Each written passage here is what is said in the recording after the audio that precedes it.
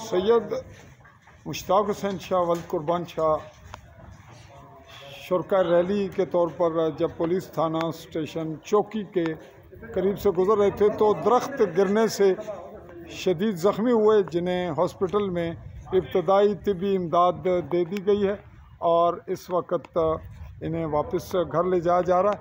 इनको 8-10 टाँके लगे, सर में ज़ख़म आया, तहम एज के हवाले से मुतासिर हैं, तो ओवरऑल कोई बड़ा हादसा फ़िल वक्त नहीं हुआ। मैं आपसे मुखातिब रहा हूँ चौधरी फजल रहमान, आली न्यूज़ के प्लेटफार्म से, तहसीली हेडक्वार्टर हॉस्पिटल समानी से। अल्लाह हाफ़िज़। जी नाज़रीन, ज़रब की बुनियाद पर सर में शदीद ज़रब होने की वजह से उनको वॉमिटिंग होने लगी, जिसकी बुनियाद पर फ़िल वक्त उन्हें दोबारा एडमिट कर लिया गया, रोक लिया गया और शायद भिम्बर रेफ़र कर दिया जाए। सूरत हाल के पेश नज़र गाड़ी उनको ले जाने के लिए मौजूद थी, एम्बुलेंस।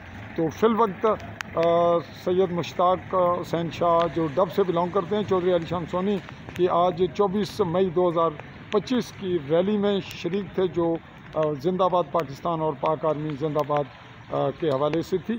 तो इसी पे आज का क्लिप वाइंड अप करते हैं। अल्लाह हाफ़िज़।